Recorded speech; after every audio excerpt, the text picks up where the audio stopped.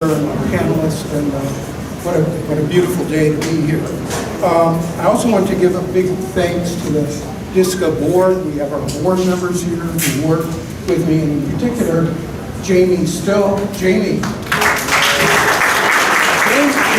one who, a large part, organized this. So thank you, Jamie, for being such a great partner. Equally important, I want to recognize our DSCA associates. Those are the folks around the periphery of the room.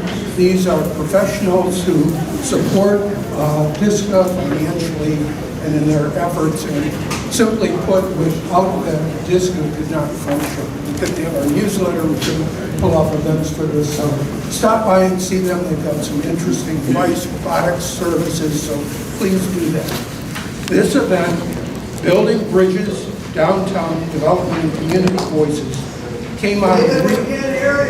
Okay, let's better. This Building Bridges, Downtown Development concept came out of conversations about we're seeing, and it's kind of an elephant in the room of talking about development in our city, and if you walked over here, you see what's happening right down the street.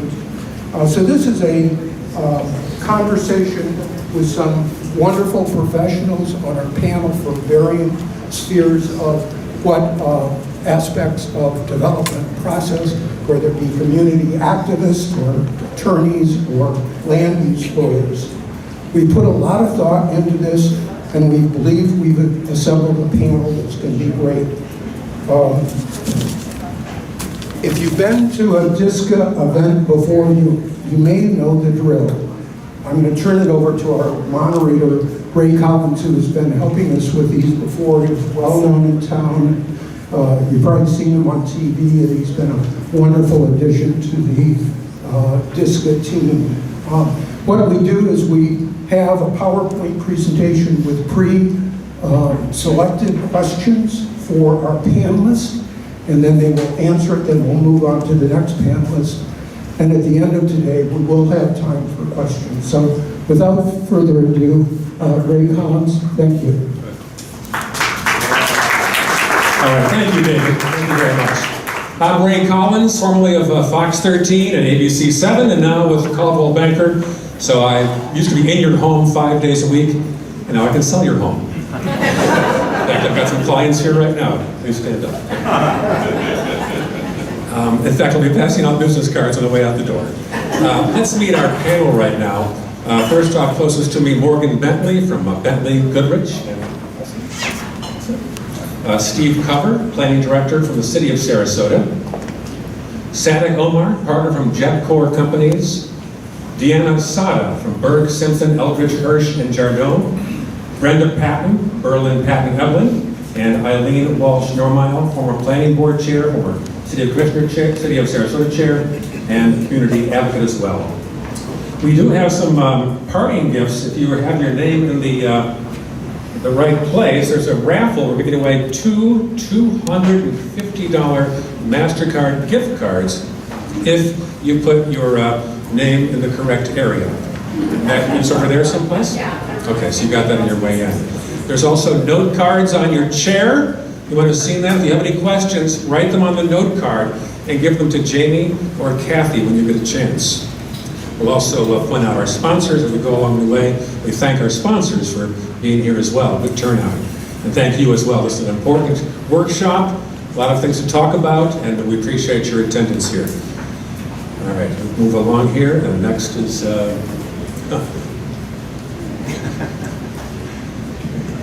Right. We'll take this out in post-production. Who's the IT person here? The arrow up and down. It's not advanced? We'll go down. See this little arrow right here? It's further.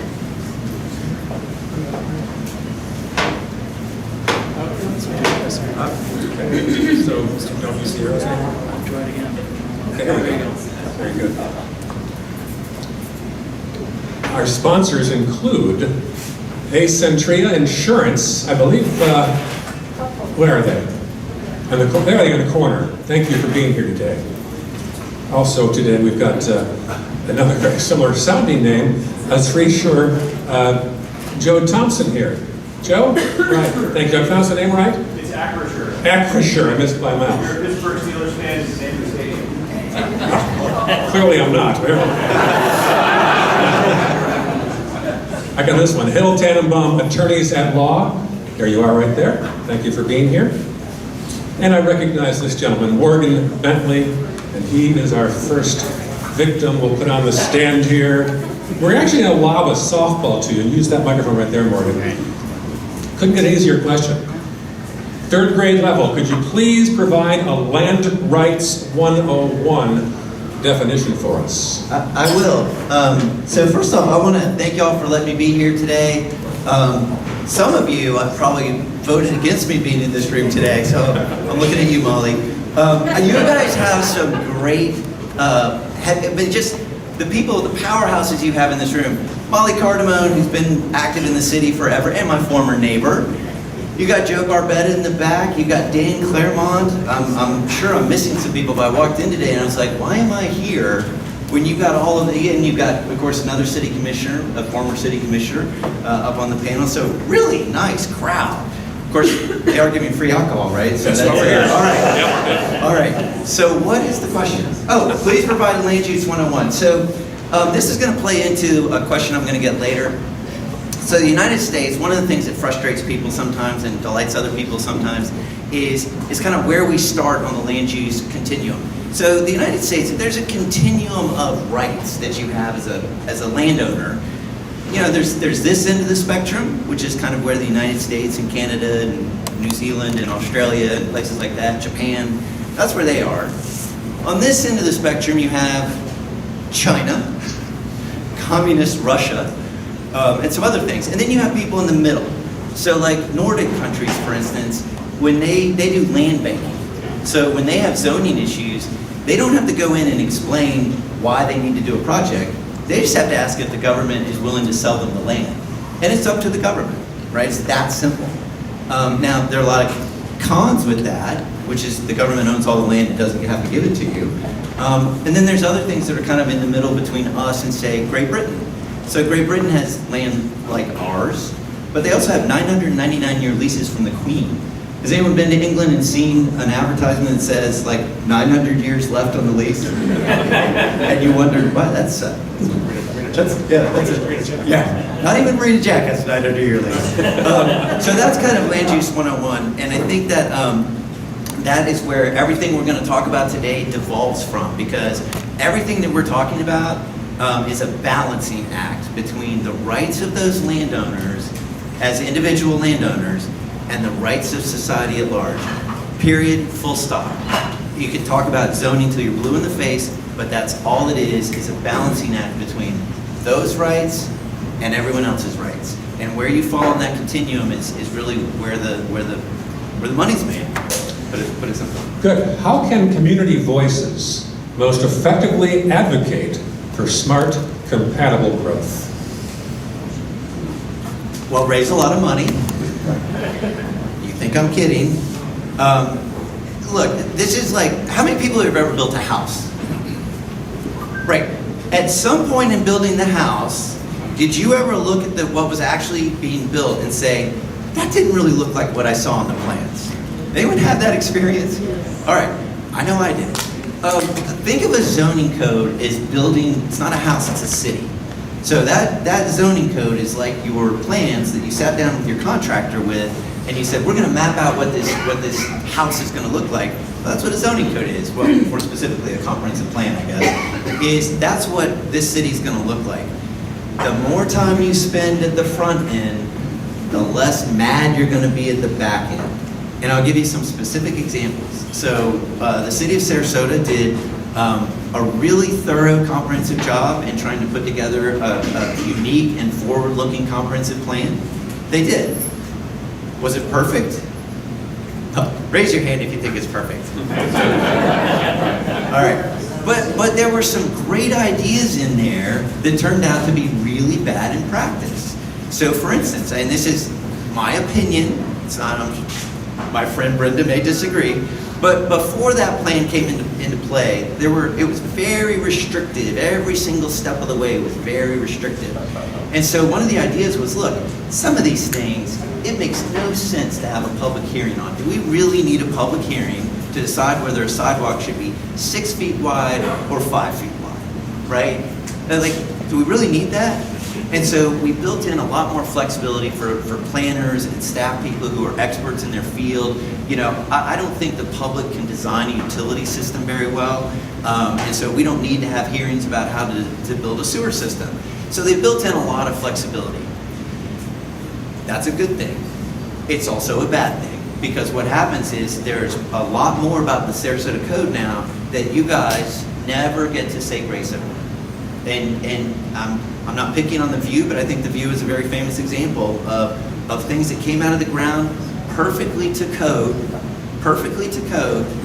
but when it was built, people were upset. Was anyone in this room upset? Okay. I'm not picking on that project. I'm just saying that's an example of, that was one of the first projects that came out under the new code, and people were like, how come we never knew this? And it's because more flexibility was built in. So, long-winded answer, get involved early, stay involved. Don't just show up when the project application hits the desk, because by that time, you are fighting an uphill battle. And believe me, I've been on the losing end of Brenda Patton's arguments more than I care to admit. And it is hard to beat Brenda Patton once she's got that application on the table, because 9 out of 10 times, it is pretty darn good. Related question, where do residents have meaningful influence in the process, and where is the law fairly rigid? Ooh, that's really 2 questions. Okay. Do I get 15 for each? 10. Did you know Ray was the first person that ever interviewed me on TV? Is that true? And here I can't get away from it. What was the topic, do you recall? I don't know, it was behind the Sarasota Military Academy, and you were like, you had this camera on the shoulder, and you were everything. It was great. Thanks. It was impressive. I'm glad you thought so. Yeah, I'm glad you remember me. It's Morgan. Clearly. Morgan? Yeah, exactly. So where do you have influence? Obviously politics. You know, politicians, and I don't mean to speak for them, but by and large, they really do mean well. I mean, we're in an age, I think, where people really don't like politicians. Not that they've ever been beloved, but we really sort of like ascribe to them really bad motives. And I will tell you, I have never met a local politician, not one, who didn't want to do well. Honestly. And you may think that's crazy, but I'm telling you, every single person, and I've had some severe disagreements with politicians, but every one of them, their heart was in the right place. Their brain might not have been in the right place, but their heart really was in the right place. And so, talk to your politicians. They want to hear from you. They really do. They're not just there because they have an agenda. They really want to do something for you. So, get out early, support a politician if you don't support one already. Talk to them, let them know what you think. Even before the project hits the desk, let them know what your thoughts are, and they will listen. And you hear it back. I don't want to talk for Molly, but Molly was always really good about saying, my constituents are telling me this. And then she would repeat what she heard. And if she doesn't hear from you, she can't repeat what she hears. So just stay involved. Now, your other question probably is, where's the law rigid? So the law is pretty rigid when it comes around, when I kind of jokingly said about when the application hits the desk, but you have these layers, which I think some other folks are going to talk about, but you have comp plans, right? Everyone know what a comp plan is? Anyone not know what a comp plan is? Okay, good. That's my kind of crowd. Then you have your zoning code, right? Well, there's restriction number 1. So it used to be, before comp plans, was the government had broad discretion in how to do zoning. It was just basically, it's fairly debatable, tie goes to the city. No more. If it's consistent with the comp plan, you have to prove why it shouldn't be approved. That is restriction number 1, right? So if I'm a developer, if I'm Brenda Patton, and I go in and I say, I know, I'm getting all kinds of love. Thank you for the compliments. Yes. Brenda's also my former neighbor. It was a great neighborhood. It was like really wonderful. So if it's consistent with the comp plan and it says I can do RMF 2 or 3 or 4, and I'm willing to do that, I am one step ahead of you. right? So again, get involved early. Make sure that the zoning categories in the comp plan you're happy with, because if the developer is willing to do them, you don't have a lot to say about it. Now, there are ways around that, because there's a whole lot, especially in the downtown core, it's really hard to just build on greenfield. It's not like you're building out east where you have, you know, a quarter-acre lot and the setbacks are 10 feet on either side, and there's a nice road right in front of it, and there's a gate and a yard. You don't have any of that downtown, right? You're building on lots that are all too small to start with, and you're going up many, many towers. So there's a lot of kind of the where the rubber hits the road in terms of setbacks, in terms of height, in terms of where's your Uber Eats going to drop off? Ever remember to think about that? That's an issue today. Amazon trucks are an issue today. Think how many times my wife, no joke, no fewer than 5 Amazon deliveries a day at my house. I come home every day, there's a stack of Amazon deliveries. Now imagine multiplying my wife in that building across the street by 327 people, right? That's a lot of Amazon delivery trucks. Codes don't account for Amazon delivery trucks. You can read every code in Sarasota County. Longboat Key, City of Sarasota, Sarasota County. Do you know how many times Amazon delivery trucks are mentioned? 0. And there's a lot of that goes on where you can have an effect on a development. And it sounds like, oh, but that's a small thing, Morgan. That's not sexy. I want sexy. Every time someone comes to me, they're like, I want to stop this development. Corey works with me. How many times have we sat in a meeting and people say, I want to stop development on this parcel? And I say, you are not stopping development on that parcel. Next question. It's what it looks like. And so pigs get fed, hogs get slaughtered.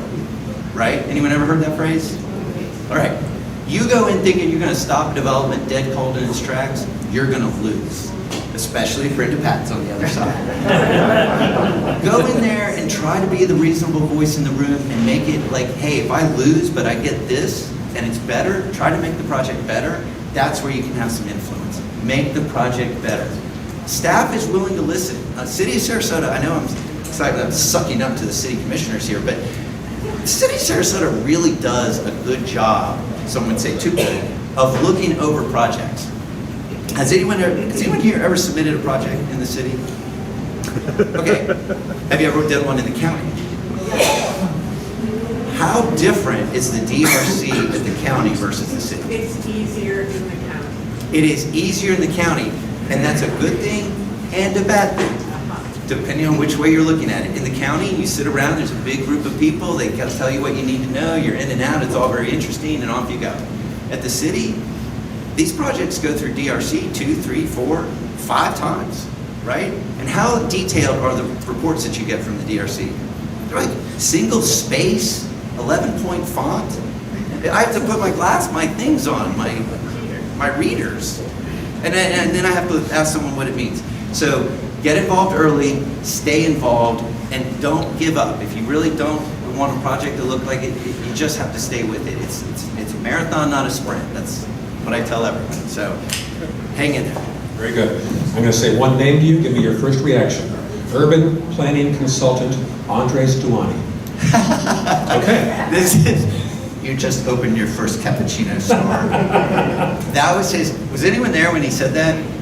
He's like, his first thing is, this is Sarasota. You just got your first cappuccino store. Well, this is going to go well. He was the fellow that wanted the view was close to the sidewalk, right? Yes. Okay. Another sponsor before we talk to Steve Cover. Stacy Cole. Where's Stacy? Right here. Oh, there you are. Okay. I'm the bartender. Very important person. From Fine Properties, improving lives with real estate. Good for you. Thanks for sponsoring today. Atlas Insurance, insuring condo and community associations since 1953. Where's Atlas? Right here. There you are in the corner. Great. Thank you for your support today. Burg Yacht Club, anchored in friendship. Great slogan. There you are in the corner. Doing some big construction work right now, I understand. Knocking down the entire building. Exciting. Good for you. Great new tennis program. I'm a tennis player, and you've got quite a tennis program now. Very exciting there. Condominium Associates. There's Gabriel. Gabriel, thanks for being here. Full service since 1982, which brings us now to our next witness. I didn't say suspect. Steve Cover, Planning Director, City of Sarasota, always willing to give your time, so thank you for being here again today. Can you walk us through how zoning changes actually happen in Sarasota? Who can initiate zoning changes, and what are the key steps?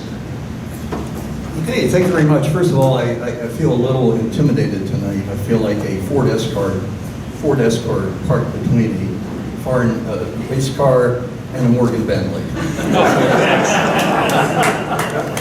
So anyway, yeah, just in terms of zoning changes in the city, they're generated by a particular property owner or applicant who wishes to make a zoning change. They submit an application to the city. They're required to hold a community workshop, at least one. Sometimes they do more than that. And then it goes to the Development Review Committee, where staff from all different backgrounds within the city make comments and forward those comments to the applicant. Then it goes to the Planning Board, and the Planning Board makes a final recommendation to the City Commission, who renders the final decision on the rezoning. I'll go to your next question. What are the batch zoning text amendments, and how do they differ from regular zoning amendments? Yeah, the batch, we do this once a year, and we're going before the commission this coming Monday with, I believe, 21 different zoning text amendments. And these are very different than conventional. They have nothing really to do with rezoning applications. But these are things that we've identified during the year that are inconsistencies within our existing zoning code, maybe issues that have never popped up before that we think we need to address, or possible loopholes in our zoning. And so what we do is each year we compile all of these and then eventually present them to the commission, well, the planning board and the commission for adoption. So it's really much smaller zoning text amendments, cleanups, that kind of thing. And like I said, our next one is actually going before the commission this month. Here's a big one for you, Steve. How should Sarasota balance the push for taller buildings and denser growth with residents' quality of life concerns? That's all. One of my favorite questions. Take your time. Anyway, of course we have the zoning code, which really dictates how tall buildings can be and what the density is allowed, particularly in the downtown area. Most of downtown is zoned 10 stories, although on the bayfront it's 18 stories. I'm sure a lot of you are familiar with that. The quality of life, I think so much of what we see in these projects as they're coming in, a lot of the focus is on the street. What's happening at the street level? How does the building relate to the sidewalk? Is the sidewalk wide enough? Have good landscaping? And that's one of the really important things, with these applications as they come in. I know in the past, one time I had a meeting with a proposed Hampton Inn on Fruitville Road. And when they came in with their plans, the distance from the front of their building and the entrance to the hotel to Fruitville Road was 3 feet. They had a 3-foot sidewalk along the entire frontage. And I said, we can't do this, that this is a real problem. Well, it's our right, we're allowed to build to the property line, we have a right to do this. And so what I did was, in that meeting, I gave a number of examples to the applicant. Actually, the Hampton Inn Hotel applicant was sitting in on this meeting and gave examples of why it was not in his interest to move forward with this project with a 3-foot sidewalk on Fruitville Road. And they actually backed off. They actually did not submit the project. How about the Westin? The Westin, that's before my time. So. It's part of the view. So it was the view. The view was before Part of the view. The other thing too is that then you have on the other side of things, there's a project that's in process right now called Zenith, where on Main Street, if you look at that side of the street, it's pretty much a blank wall with a walkway. It does nothing for the downtown area, Main Street. And what's refreshing is that with this application coming in, they're actually going to be activating their side of the street, which is a far superior solution to what we have today. And one other thing I want to mention, this is really important. When you're talking about height and density, The city initiated, I guess about 2 years ago now, an attainable housing program, which in order to provide more workforce housing, attainable housing downtown, we provided density incentives and a number of other things to generate more housing for the workers, the restaurant workers downtown, nurses, school teachers. And I'd just like to say, just a little over a year and a half, we have in the pipeline over 1,046 attainable housing units. Now, for a city of this size, 58,000, that is a huge number. And this is not just downtown, this is throughout the city, which was another thing that we were trying to do, is spread out the attainable housing throughout the city, so that it's not just concentrated in 1 or 2 locations in the city. It's taken off, and what's really fun is when developers come in, they, with us, in development services, a lot of times, can you tell us about this attainable housing program? Before we would get nothing.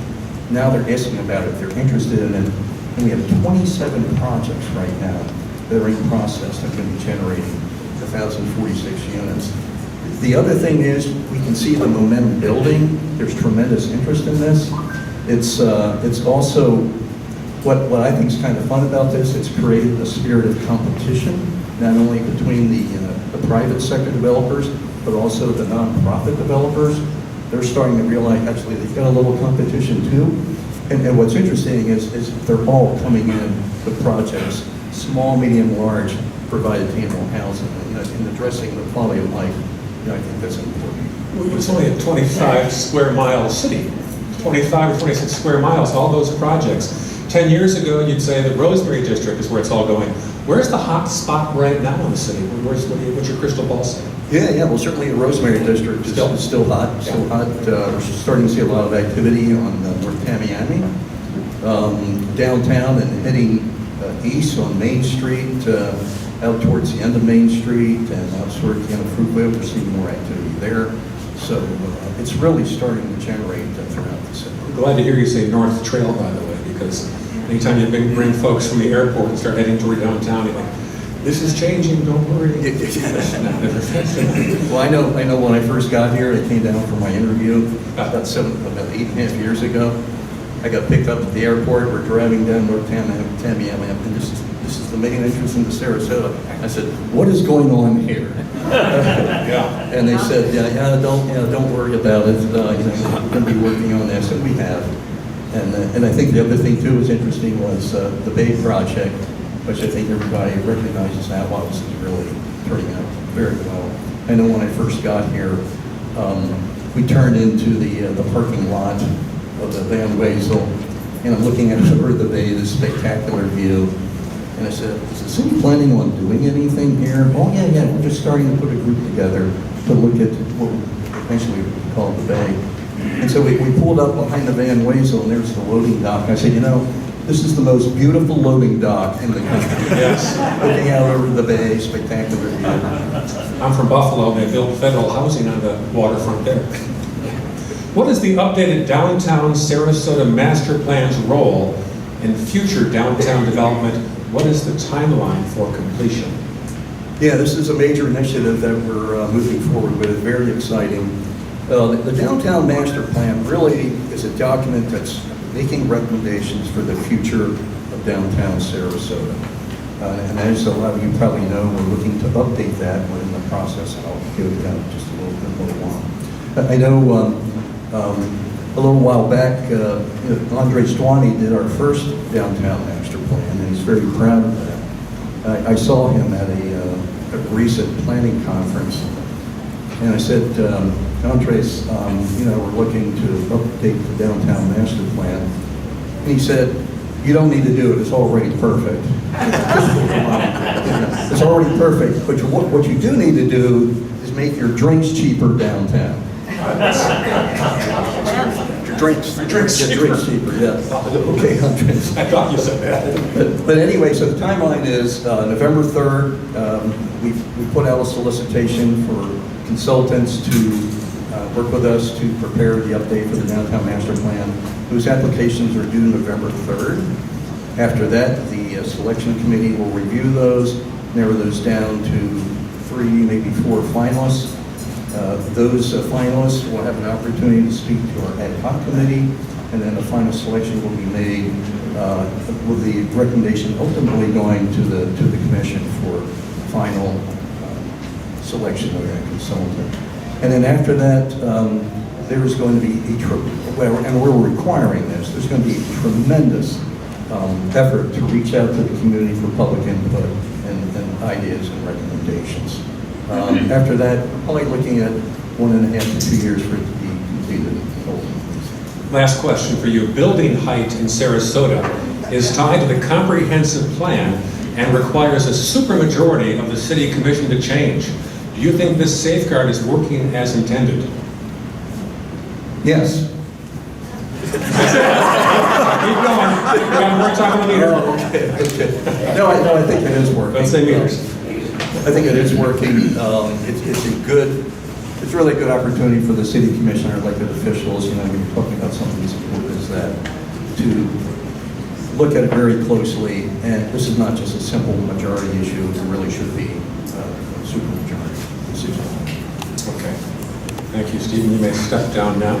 Thanks to Castle Group Association Management. Where are they? Didn't move her car. Okay. What timing? It's Shauna. Shauna, okay, thank you. Latit Roofing, hope I said that correctly. Roofing? How do you pronounce it? Latit. 2 choices and I chose the wrong one. Thank you for your support today. Volcanic Construction, Defect, and Insurance Attorneys. Where are they? Volcanic. Okay, thank you for your support today. And let's not go back that way. All right, our next speaker, Sadek Omar from JetCorp. Lots of projects in the area. Thank you for your time today. Can you give us a bird's eye generic description of the overall development process from start to finish, your opinion? Sure, I think I'm going to start by saying I think of myself more as a Ford pickup truck or a Dodge Durango, not a Ford Exotic. That's neither here nor there. So I think, for us, we're, I think, more unique group. We start solely on site selection, and the site really has to speak to us and has to make us feel something beyond just the metrics in the business plan. We have to really see the vision. So ultimately, to start, it's all about creating a vision and then bringing that to reality. Certainly there's a framework where it starts with site selection, acquisition, entitlements, design, etc. But truly it's more than just that. It's about creating a vision that's lasting, that integrates with a market, with a downtown, that has some sense of business plan that works. So ultimately for us, it's not always very defined. We really like to think about it more as a bigger picture. Some developers choose to do voluntary community workshops. Some do not, despite them being required. Why not make these workshops required for downtown development projects? Well, I think community engagement is extremely important. Now, for some projects, it's more important than others. We've had projects where we've had no community engagement, and it was not necessary. For others, it was extremely important. I think you have to have some understanding of the context of the project in order to have a real valid community workshop. And it needs to be more than just checking the box. It has to be sincere engagement with the community, because if you enforced it or made it part of a plan that has to happen, I think it loses its merit. You really want to create a process that builds trust between developers and the community, which I think in this market has been problematic for some time, and we as a company are hoping to change that ourselves. How do residents' voices typically get factored into zoning or development reviews? Well, there's a formal framework for how those things happen, but it can't be. Building codes can't change and zoning codes can't change in a manner that's fleeting. It has to be well thought through. It has to be consistency. I think as Morgan noted, there is some flexibility within the code, but ultimately, again, it goes back to creating trust between developers and the community. Ultimately, in our experience, we had a pretty successful community workshop a few months ago. And I think what most of the people here came and saw was that there was a sincere interest in incorporating the thoughts and the concerns of the community. And it's not unilateral. The concern ties into our success. We all have to be in it together. We live in the same town. And I hope more developers work that way going forward, because certainly, once those are aligned, it can be a very fruitful endeavor for everyone. I'm curious, what are the major projects that JetCorp has right now on your desk? So we are about 60% through building the Edge, which is on Fruit Coconut. We are through partial approval at DRC for the Highline project, which is a more, let's call it, it's a unique project and unique product where we focus on smaller units and more reasonable price points to allow more density in the market. With quite a bit of attainable, as Steve noted. I think we have 17 units of attainable in there. And of course, all of our projects have a retail component, every single one. And the latest one was the Zenith project, which we were just in DRC yesterday and got partial sign. I have to ask, as a longtime resident of downtown, when will we see anything changing, or do you have the approvals you need yet? Really good question. You're going to see quite a lot of things coming in the very near future. And I think, and I hope you'll all be very proud of what's to come. Okay, Zenith building at the 5 Points intersection, of course. There are 1,000 new residential units coming to downtown Sarasota, with 1,500 more on the drawing board, despite a slowing demand and record number of units sitting on the market. Given this fact, what continues to make Sarasota an attraction to developers? Well, I think you can just look around. I mean, if you just stare outside these beautiful windows, Sarasota is extremely unique. And I've lived in a few places across the world and through the United States. And I think one thing that Sarasota uniquely has is a very passionate, civilian population that cares about what comes. A. B. You have a coastal experience that is very close to the urban core, that's walkable and interesting, has museums, theater, orchestra, art. It's remarkable. These things don't usually end up in the same very small city, right? So I think people see that in the peripheral, and unfortunately they may think it's easy, and so they try to develop something. But the real crux in the process is to make sure that what they're developing actually has demand, value, that adheres to the building code and all the other nuances that the developer has to go through. But as you're aware, there are headwinds. It's not rosy and peachy out there. It's pretty difficult. But we believe in our company that quality and thoughtfulness rises to the top. Quality will always persevere. So we're going to continue to push our business plans because we truly believe in them. We're invested in this city. We care about the people here. We spend time in the downtown every single day. I live in the city. So, ultimately for us, it's more than just a business plan. It's a passion project. And the potential is vast. And by the way, for all of you who are not so friendly with developers or development in general, development doesn't have to be high density, tall towers that are intrusive and ugly. It could be something that is actually game changing for the market, where we drive interesting concepts and new thoughts into the market. So that's what we're trying to do every day, and that's what we're going to continue to do. Okay, very good. You may step down as well. Next advertiser I enjoy pronouncing, Brown & Brown Insurance. There you are. Very good. Thank you for being here today. Thank you very much. Association Banking, lending, and lockbox services. There you are. Thank you very much for being here today. Tommy Andrews, BurgSimpson.com. Good lawyers, changing lives. Burg Simpson. Right there. Okay, thank you very much. And that brings us to our next speaker. Deanna, thank you for your time today.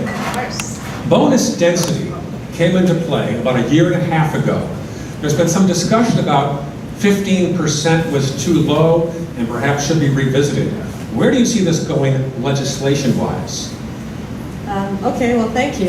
Should I tie in the next question to you? I think so. I think they go hand in hand, if you don't mind. I'll do that too then. Yeah. How are other communities in Florida reacting to the changes in legislation out of Tallahassee?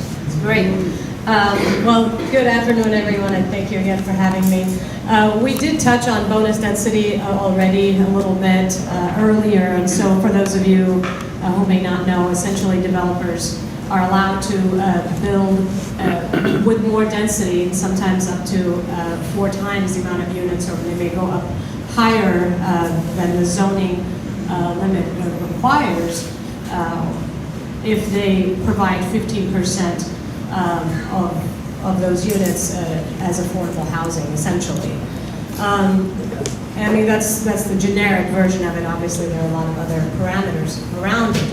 And there have been some critics, around Sarasota saying that's too low, it should be higher, and that Manatee County makes it smoother to bring in affordable housing because those developers are afforded things like lower interest rate loans backed by tax dollars and these types of things. But at the same time, there's been a lot of praise that there have been so many projects in Sarasota that have come in over the last year, and that considering the size of the city, it's come a long way. And I think that's what you touched on earlier, I believe. So it's a program, and we don't know what's going to happen out of Tallahassee. I guess go into the next question there. To back up a little bit, where I come in and where my firm comes in is not necessarily in the development process. We do construction defect litigation, which means if the development itself, if the building is not built properly and if it has issues like construction defects, then we actually will sue the developer on behalf of the owners of that building. And so,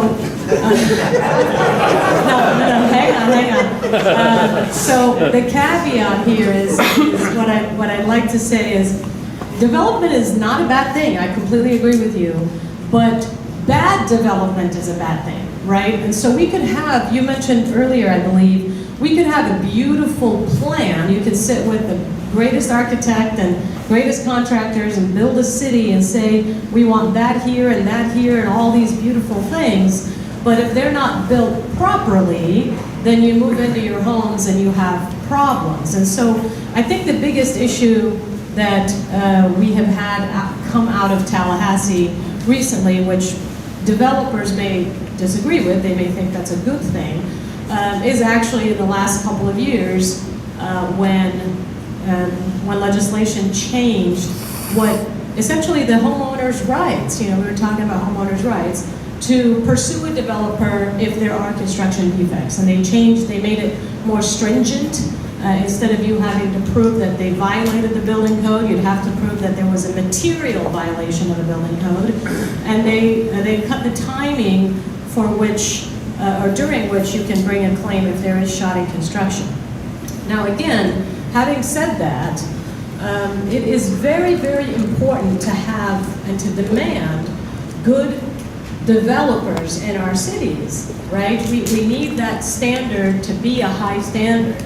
And if we don't have the right developers, and by the way, the good developers are more offended and they get more angry at the bad developers that give them a bad rap, and I think you would agree with that, than anybody else. And so we love good developers, but we need to demand that. And how do we demand that?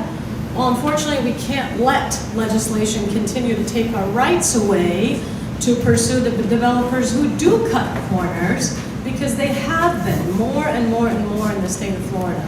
And I think that's the biggest concern we've seen recently. Last year, Senate Bill 360 was passed, which affected condo HOA's rights to pursue construction-related issues significantly. How has that impacted condos so far?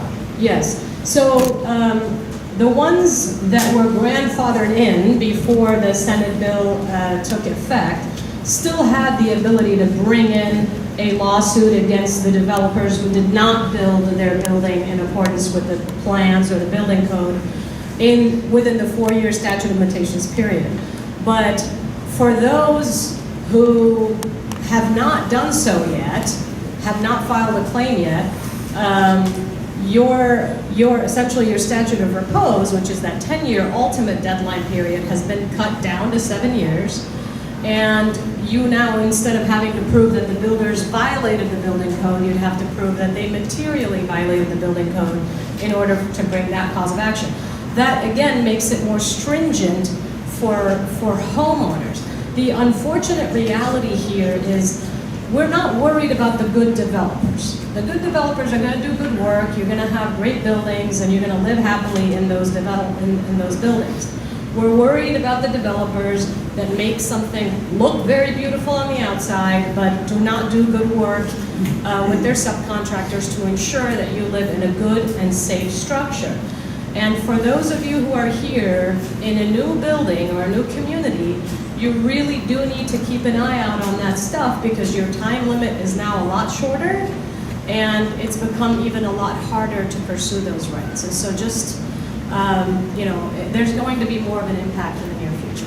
As someone that sells condos for a living, mostly downtown, I believe from Tallahassee, some legislation has taken place that makes it a little easier for HOAs and for realtors to sell condos again. The selling part I'm not as aware of, if I'm being completely honest with you. But what I can tell you though is there are always new bills. In fact, to prepare for today, I was looking at what bills were filed this morning, and we do have a Senate bill on that's attempting to change the definition of compatibility under the land use and development chapter. And so there could have been something filed even as early as today on that. But I don't know of any necessarily from the real estate or sales perspective. Okay, very good. Thank you for all your answers today. General Elevator Solutions. Thank you for supporting this event today. Thank you for being here. General Elevator Solutions. RTI Insurance Services. Thank you very much. And Hotwire Communications. Big name there. All right, great. Thank you very much for supporting this important discussion today. Also, KWPMC. They don't just manage, we enhance. Where are they? Here you are. Very good. Thank you very much. Thanks for being here. Okay, Brenda Patton, Berlin Patton Evelyn. You know, we've been hearing about Live Local for the past several years. Don't mess up this here. Can you please summarize the intention? Oh, okay. Sure, right? Put that there. I'll do this one next. I recall covering this story 15 years ago. I was with Fox 13 at the time, and I was brought over to where Church the Redeemer faces a loft hotel. And it was a big story back in 2007-ish. The story was that land is going to pay that church a lot of money for the air rights over the church. Remember that? Air rights was brand new back then in Sarasota. Many residents have misconceptions about air rights. Can you educate us as to what air rights mean?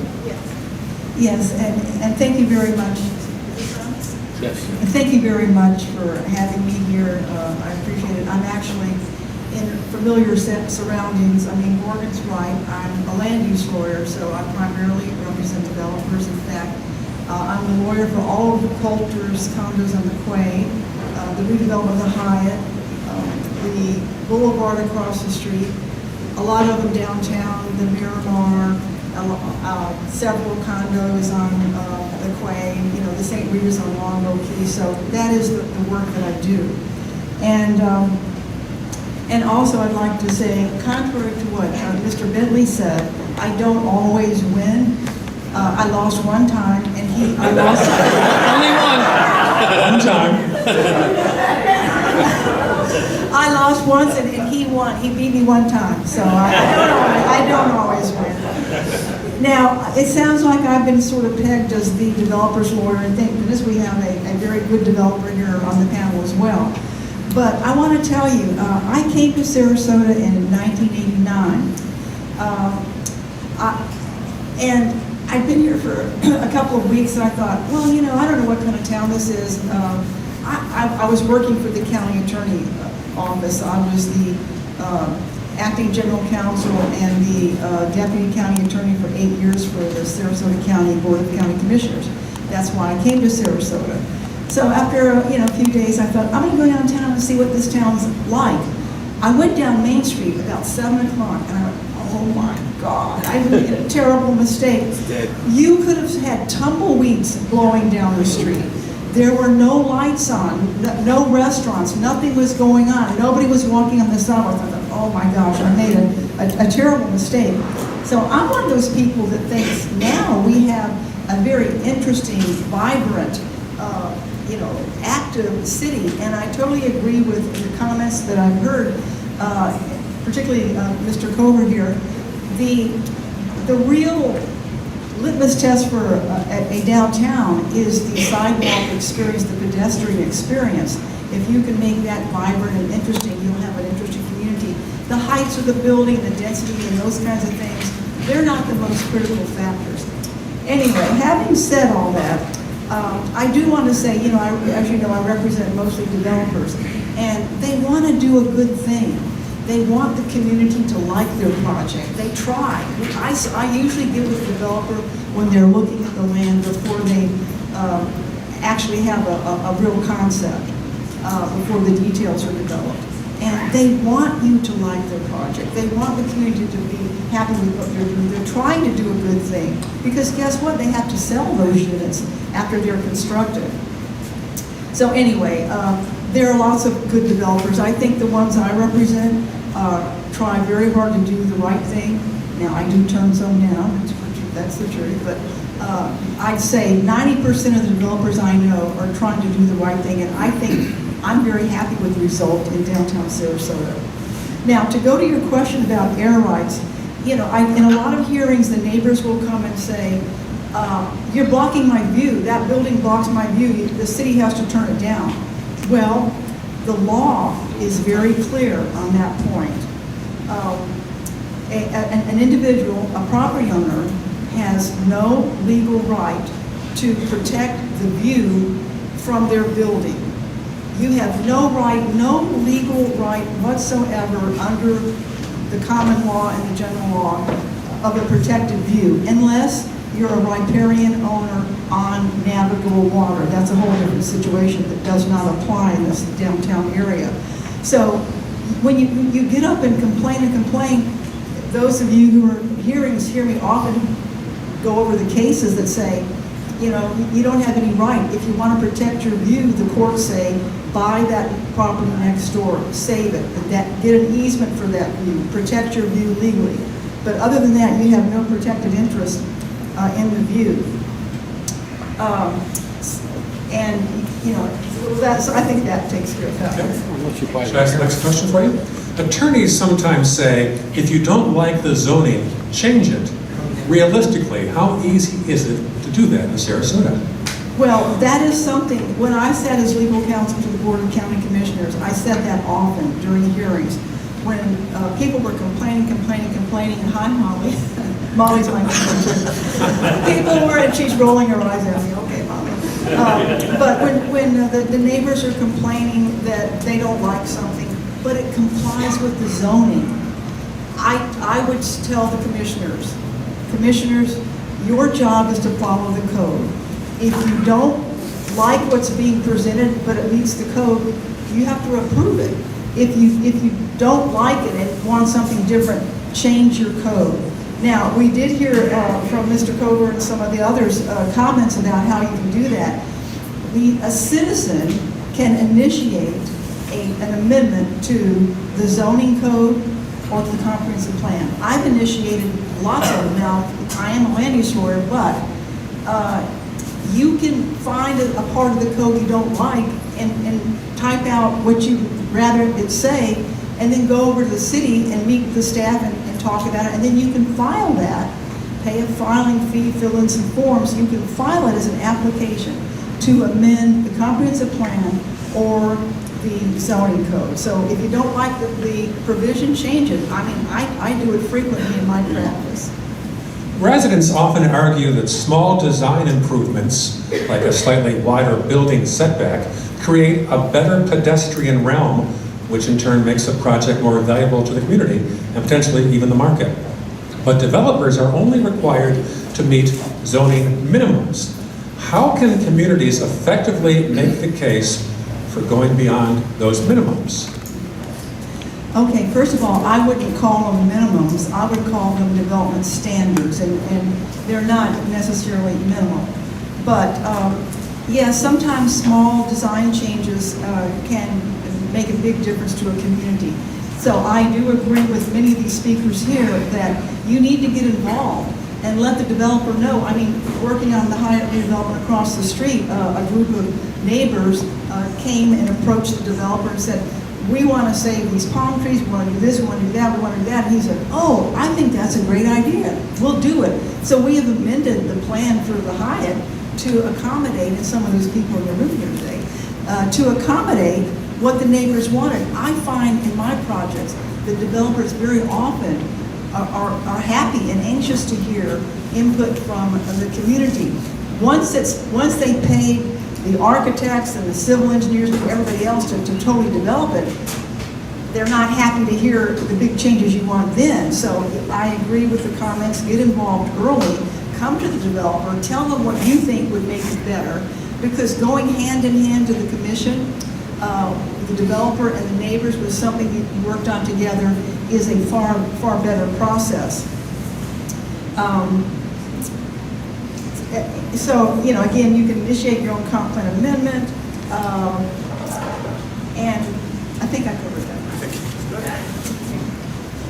I think you are ready to sit down, and we'll have the next panelist, and I'm sure we'll have some No, questions for you. I had one more question. Oh. Excuse me, you wanted me to cover live local, and I decided, excuse me, what was that? Yes. Please. And I decided to do that on a PowerPoint because it's, whoops, oh, thank you. Somehow, I'm messing up here. No, it's okay. You gotta bring in the IT guy. I'm not the IT guy. Today you are. You are today. Yes, I will say, I'm not an IT person, I don't want to be, I don't even own a cell phone. Seriously, I don't have a cell phone. Okay, here we go. There you go. Okay, so I have to help. Okay. Florida's Live Local Act, it's a very complicated, oh, people can't see. I made some slides because I thought it would be easier for you to follow than me just grabbing. It's a very complicated piece of legislation created in 1923, 2023 rather, amended in 2024 and 2025. It was called the most aggressive state-level housing reform effort in the nation by one of the people that reviewed it. It has a lot of tax incentives for individuals, for not-for-profits, for state agencies and so forth, which I'm not going over. I'm going to stick to the land use parts of it. So here are the land use provisions. Now, there's only one project that I know of in Sarasota, the Adagio, taking advantage of this new legislation. It's brand new. People don't really know how it's going to pan out, what it's going to do. It's still controversial, as you know, and as I said, the legislature is not finished amending it, but it has certain mandatory local government approvals. The city must administratively approve qualifying multifamily and mixed-use affordable housing projects. They must. They have no discretion to say no. The city cannot require a planning board or a city commission hearing. They can't require public meetings or neighborhood workshops or anything like that. They can't require a rezoning, a special exception, a conditional use, a variance, a comp plan amendment, or anything for affecting height, zoning, or density. And for a project to qualify, the area must be zoned commercial, industrial, or mixed use. And in the city of Sarasota, that would include downtown core, downtown bayfront, downtown edge, downtown neighborhood edge. At least 40% of the units must be affordable for at least 30 years. And basically affordable means the rents don't exceed 30% of the area's median income, and the percentages change with the person's earned income. And for mixed-use residential projects, at least 65% of the total square foot must be residential. Now, the Act provides, what about density, maximum density? A developer may develop at the highest density allowed on any land in the city where residential development is allowed. So in the city of Sarasota, 50 units per acre is the highest density. So it doesn't matter if you're in the downtown edge, the Rosemary district or whatever, you're going to get, if you qualify with those affordable housing criteria, you will get the highest density of any land zone residential in the city.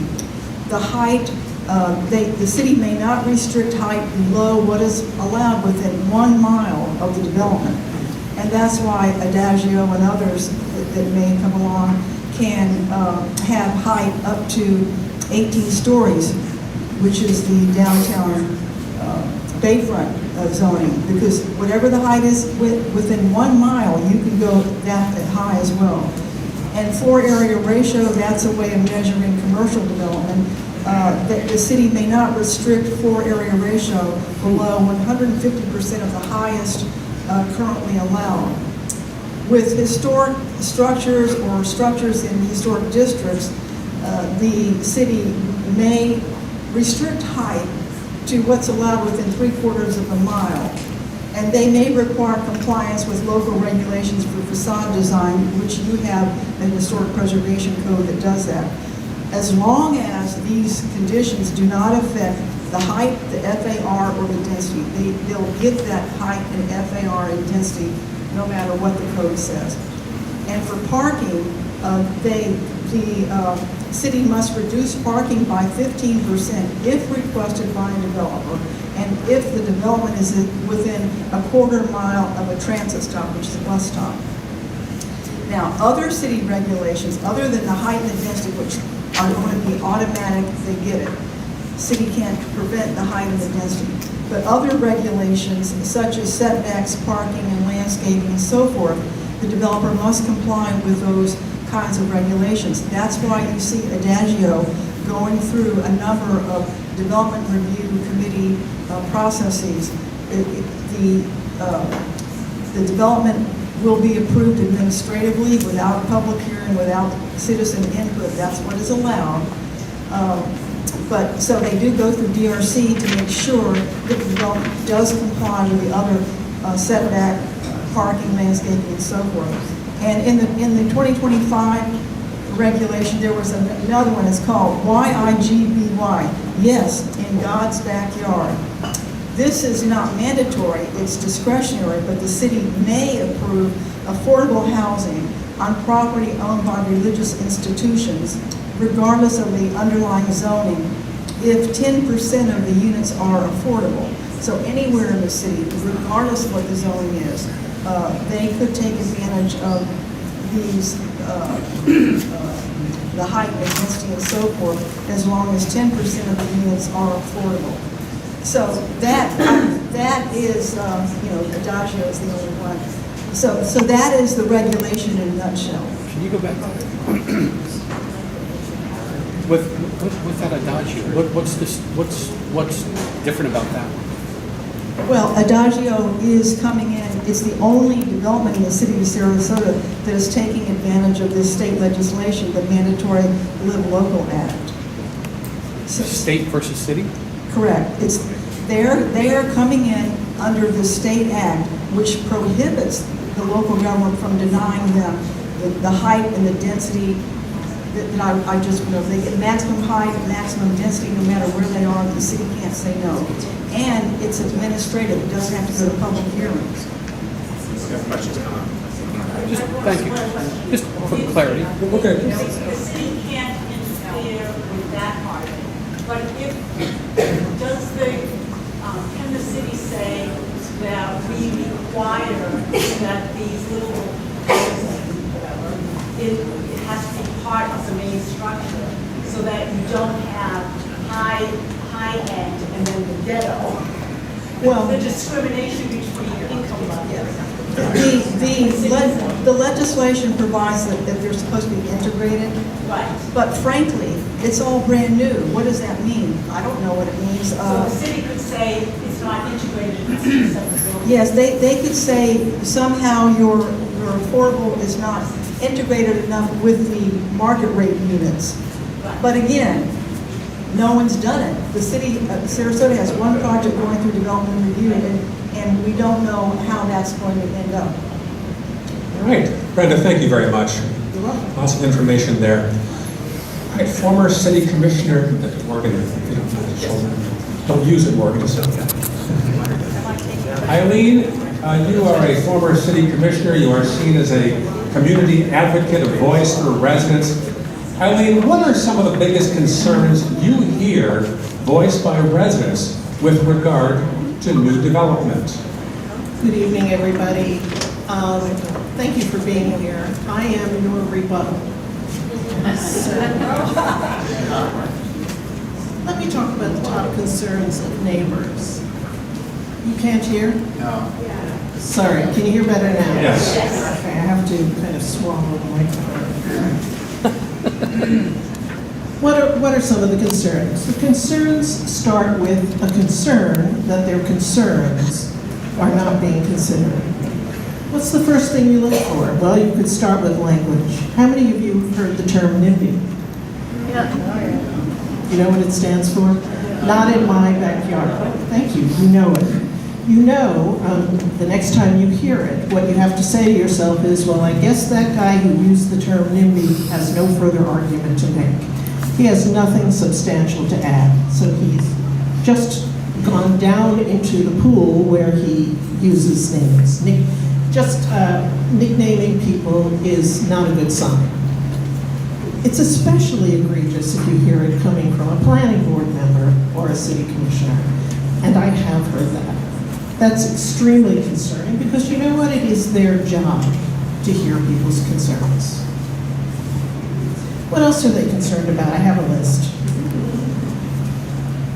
People are concerned in their backyard, let's stick with that zoning changes will happen. For instance, I'm going to give you an example. You buy a condominium in the downtown, which is a mixed-use project, let's say the Mark. You put multiple millions of dollars into it. You say, I really like Sarasota. I'm moving into Sarasota into this new mixed-use project. And next thing you know, the zoning code has changed so that there are bars up and down the street. They never were there before, so they're actually no longer in the Sarasota they moved into. They're in New Orleans. That's a concern. They also have concerns when there are parcels in the city that developers purchase, and then within half an hour, they're changing the zoning, they're changing the use of it, they're changing the size. It makes people insecure. They don't feel like they can relax and just enjoy their retirement. What's a big concern? Compatibility, the big word. There's compatibility. By the way, it's in the comprehensive plan, it's in the zoning code, it's even in state law, but it never gets mentioned, it never gets analyzed when an approval comes from the DRC. There's no analysis of it, it's just, we find it compatible. That's not good enough.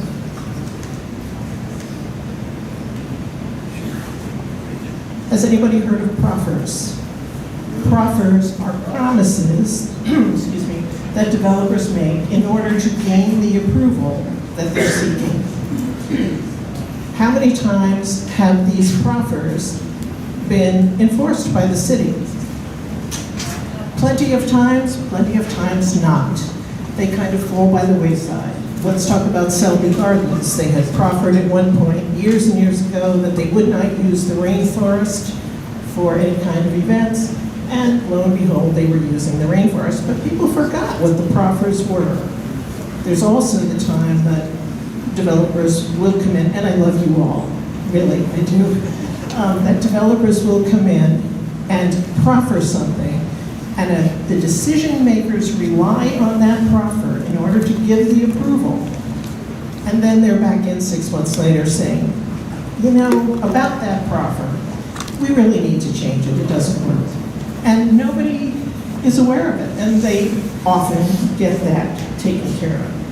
People are concerned about the urban canopy and the loss of green space. In fact, if Sarasota didn't have Bobby Jones, which is an enormous amount of green space, it would be in trouble as far as space regulations, green space regulations for healthy cities. They're concerned about things being approved by administrative approval. Administrative approval, as Brenda was mentioning, is approval in the dark as far as the public is concerned. There's no public input, there's no hearing, there's no workshop. Sometimes there's not even notice that anything is happening. So people actually have to govern their own city by constantly staying online to find out what's coming down the pipe, because they aren't told. There's also a concern, and this is something Morgan touched on, property rights.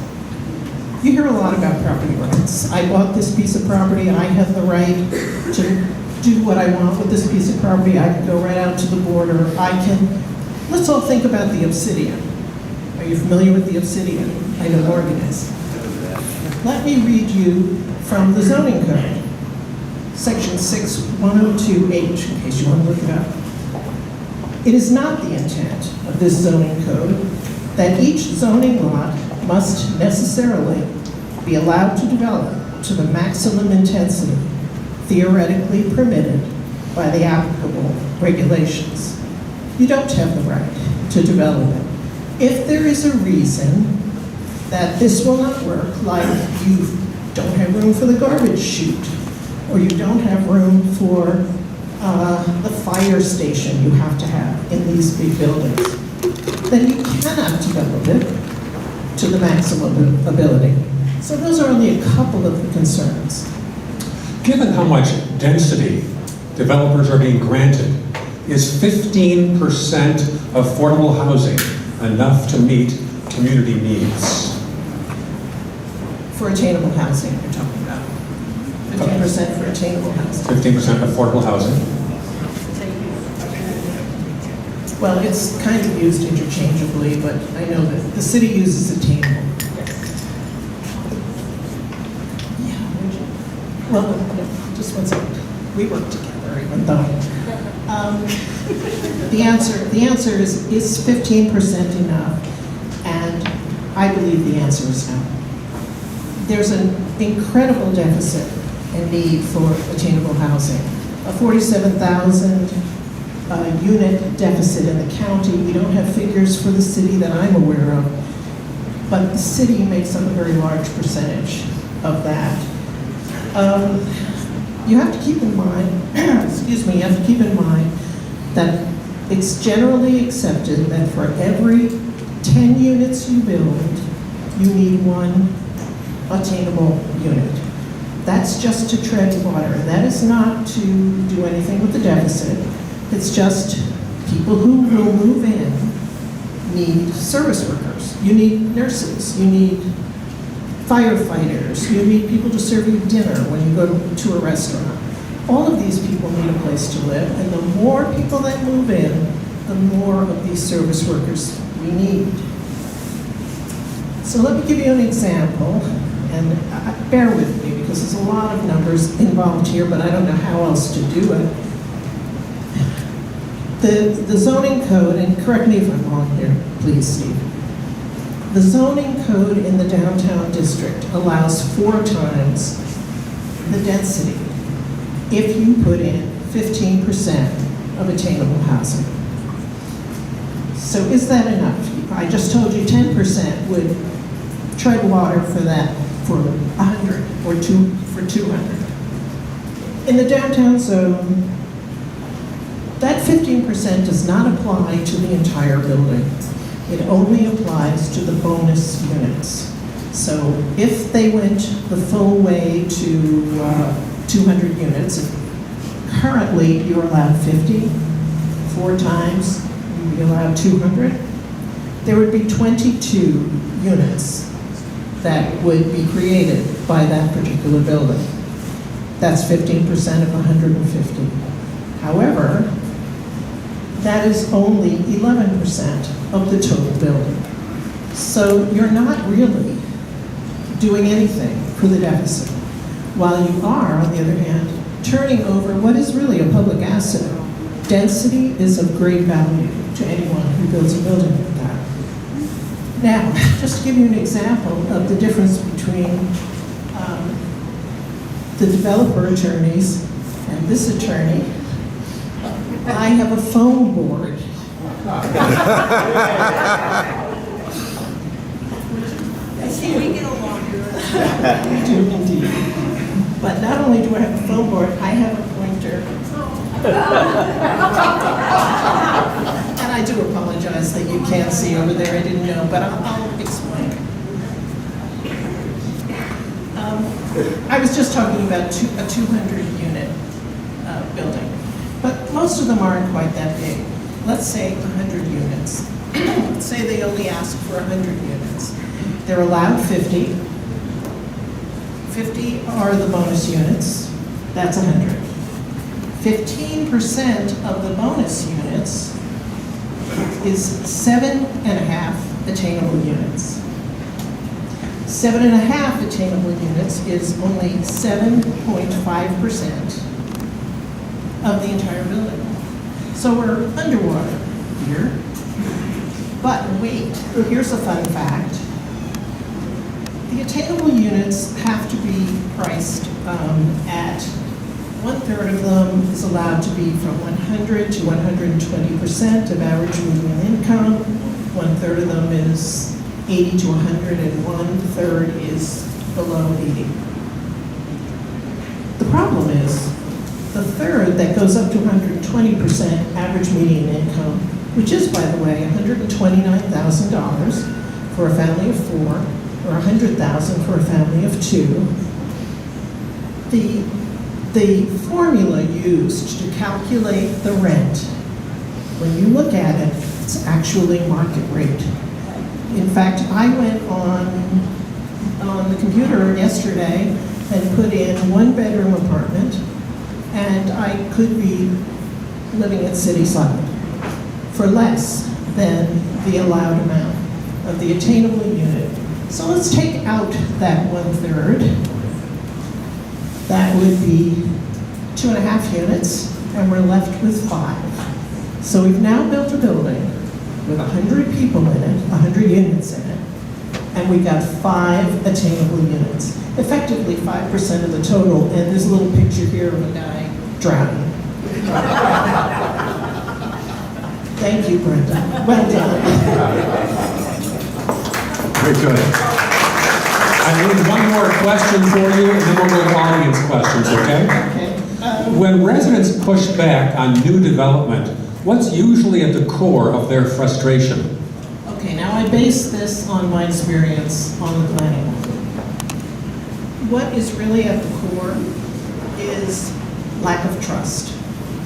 This is something that the developers really have to deal with, and shouldn't if there was trust in the process.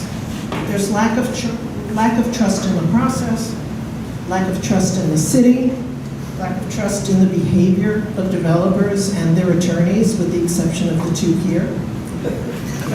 And here's a new one, lack of trust in the state, which you've just heard about the legislation. The state has passed. So let me tell you the reasons. Administrative approval that we talked about is done behind closed doors. They don't trust the process. To appeal an administrative approval, you need 10 days. You get 10 days. Try to pull together funding and hire an attorney in 10 days if the neighborhood wants to appeal it. And let me tell you, you need an attorney, and you cannot get an attorney who has tremendous experience like Brenda to actually be the attorney of the neighborhood, because they're all conflicted out, with the exception of Morgan, who actually, good deal on the Obsidian Morgan. So Morgan has worked for the neighborhoods.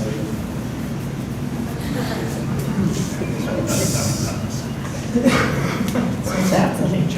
I mean, really, the attorneys, and Dan, I'm sorry, and Dan, take a bow. The local attorneys, honestly, you have to go to Tampa if you want an attorney and you can't get these folks. But the local attorneys have in-depth knowledge of the zoning code. They know who in the city to talk to. It really behooves you to get a local attorney. There's also a lack of trust, I think, because the city is so gun-shy. When it comes to standing up against deep-pocketed developers on the behalf of the residents, I'd really like to see them show some backbone once in a while. Here's a big one, code enforcement. Code enforcement used to be horrible.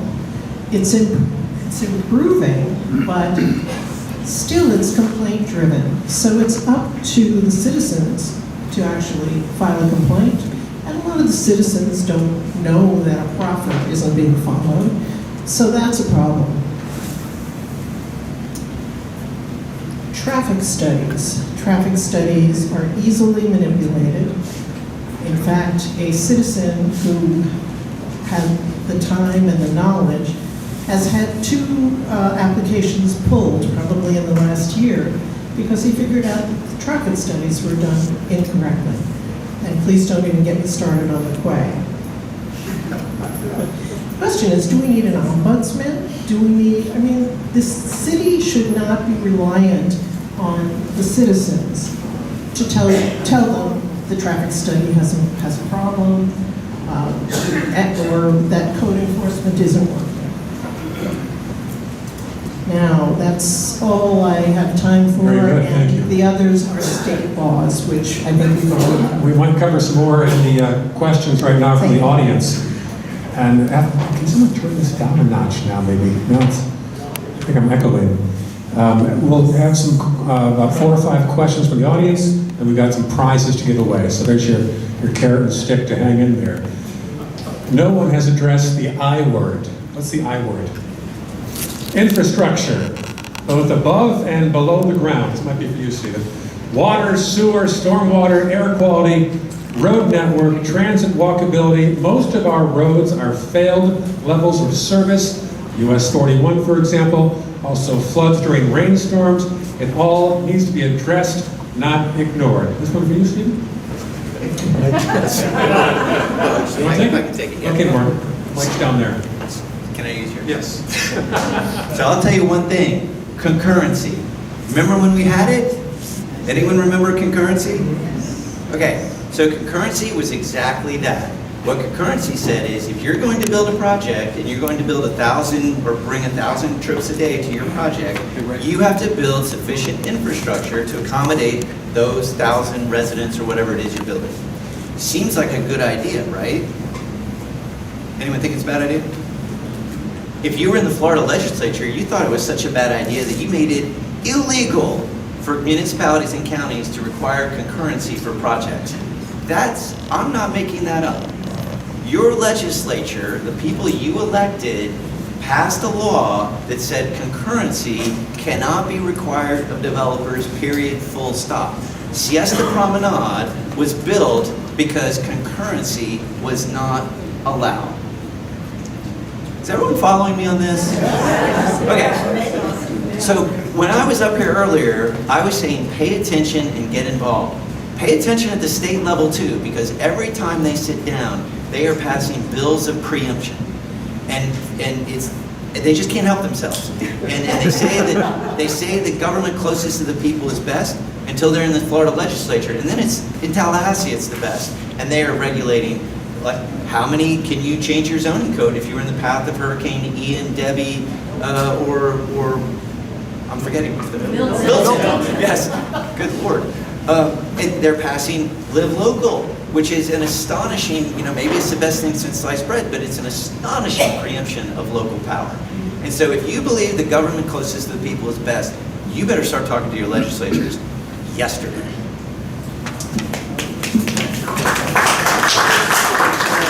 What could be done to the current building codes to change the setbacks to allow for some green space on these large condos?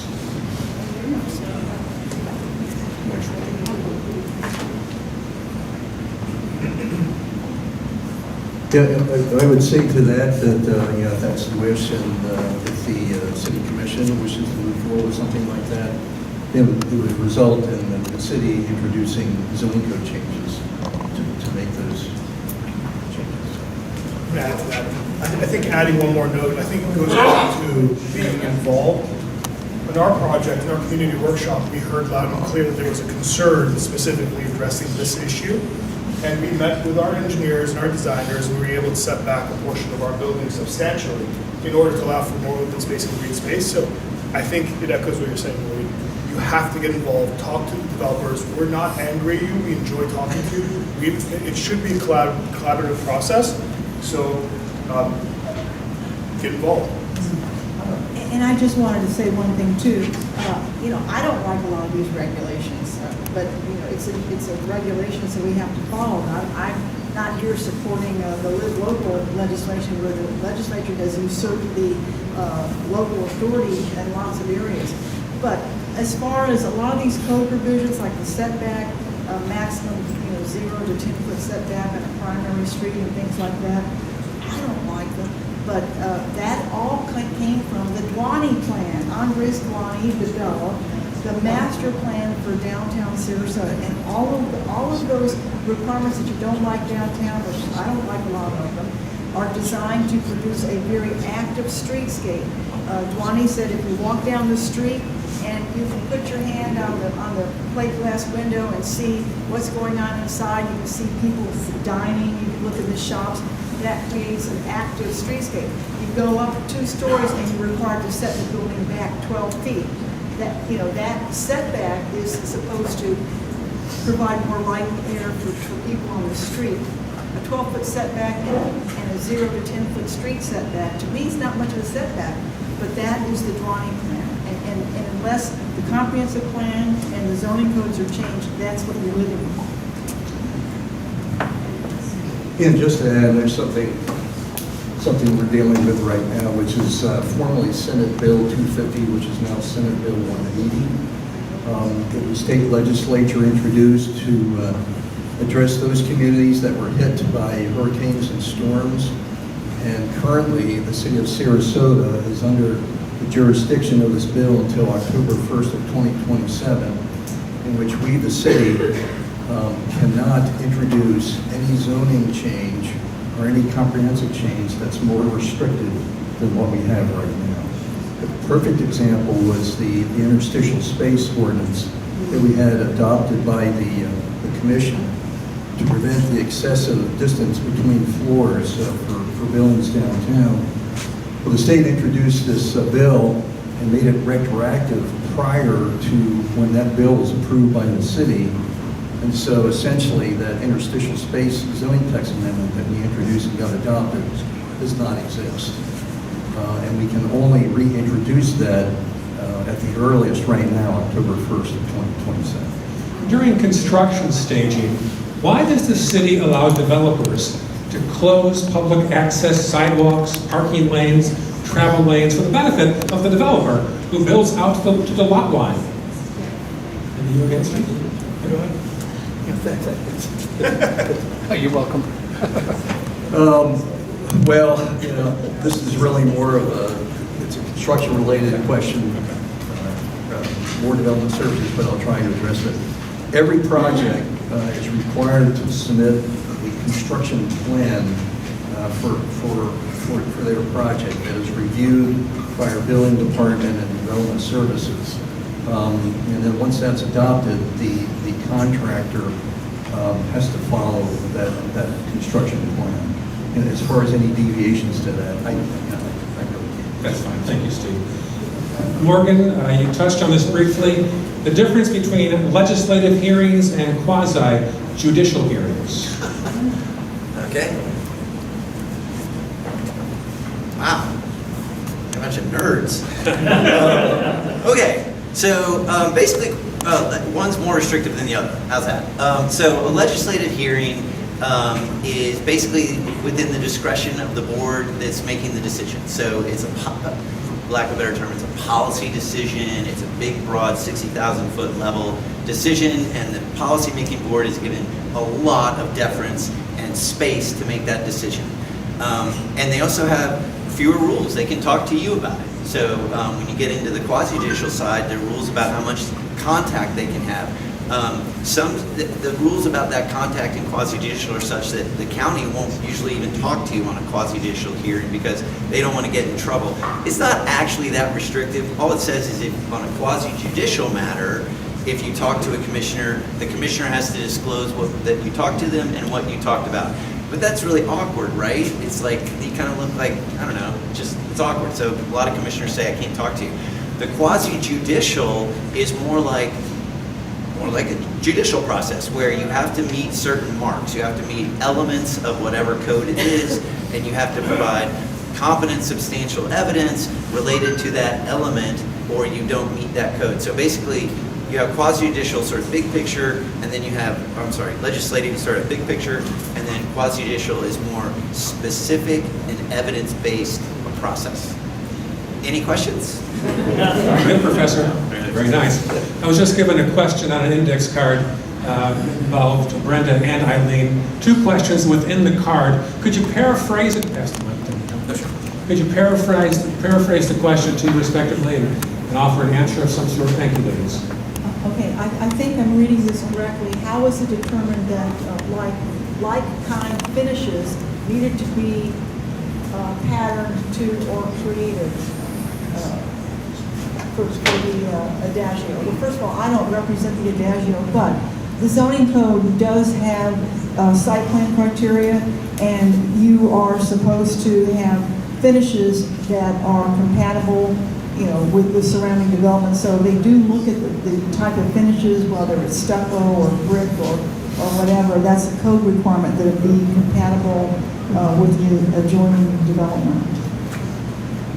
I'm having a little trouble with the handwriting, but it says, I think, if the developer met the trash and life safety conditions, should they be allowed to move forward? How does the city deconstruct existing rules without penalty? I mean, that's very hard to answer. The fact is, not only does the zoning code have loopholes, but there are also exceptions throughout the zoning code that allow decisions to be made by the head of development services and some even by the city manager. And so it's, you know, without having specifics, it's very hard to tell. But if I recall, and Morgan can tell me if I'm wrong, there was some question about how much of the frontage was available for retail, and there was a complaint. I thought I heard them say, well, you're making me do this, but I have to have, you're making me have this space for the fire equipment. Yes, You, exactly right. and I mean, you have to laugh at something like that. Thank you. But he should have known that. Yeah. He should have known that. A third of the downtown area, actually 29%, is off-street parking, which spreads everything out. The city of Sarasota, they say, is the 3rd most dangerous mid-sized city in Florida for pedestrians. What would need to change for parking minimums to be removed and instead allow for developments that support the pedestrian experience? Anyone want to touch that? Final question. I guess I'm taking this one. Can you repeat that, please? I was afraid of that, but that's fair. The gist is, what would need to change for parking minimums to be removed and instead allow for developments that support the pedestrian experience?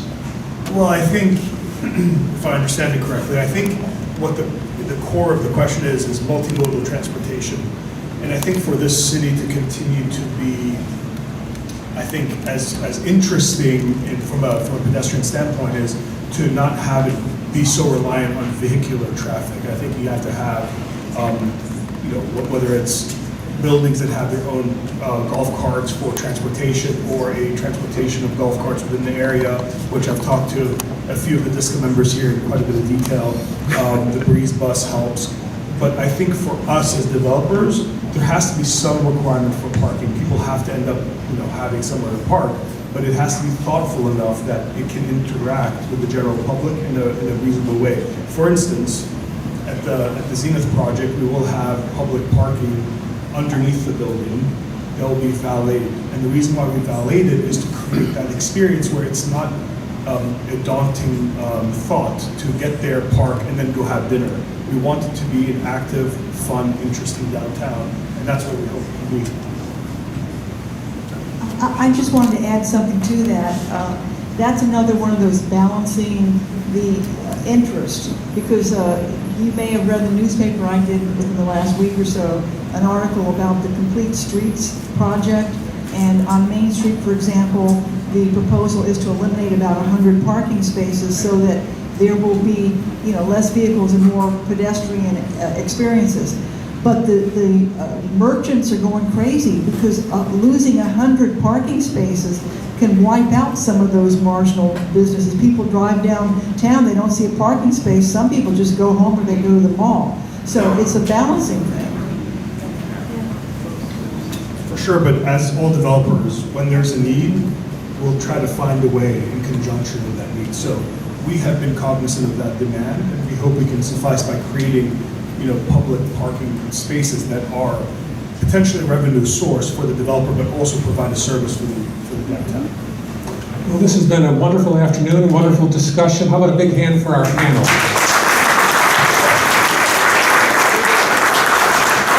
I'd like to thank President David Lowe, the Vice President Jamie Still, Kathy Sellers, Rich Ruger, and Jamie, your microphone. Go ahead.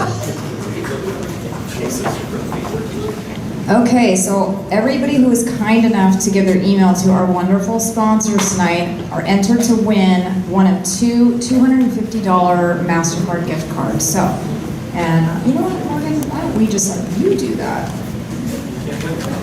No, they can't win.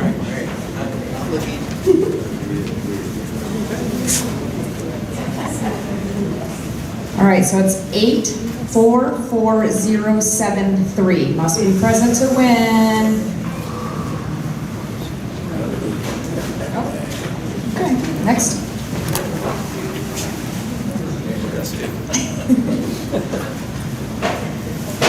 Eight 44119.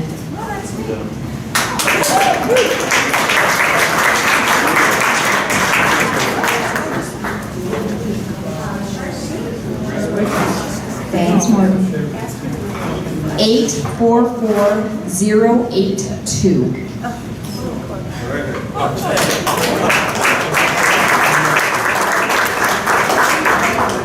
There's a QR code that we're hoping to put on the screen. Jamie, that's where they'll see it, right? The QR code, nothing? Yes. Okay. Oh, there it is. It's a survey, if you have time to fill that out. But that is it. David, where's David Lowe? You want to say a final word? No, this is real quick. Thank you, everybody. We appreciate you coming, and panelists, we thank you, and maybe we'll do this again every year or so. So great dialogue, great discussion. Glad we got all of this resolved. So, all right. Thanks, everybody. Please stick around and talk to some of our associates. And they've got some great ballpoint pens and cooler stuff. So please, thanks for coming.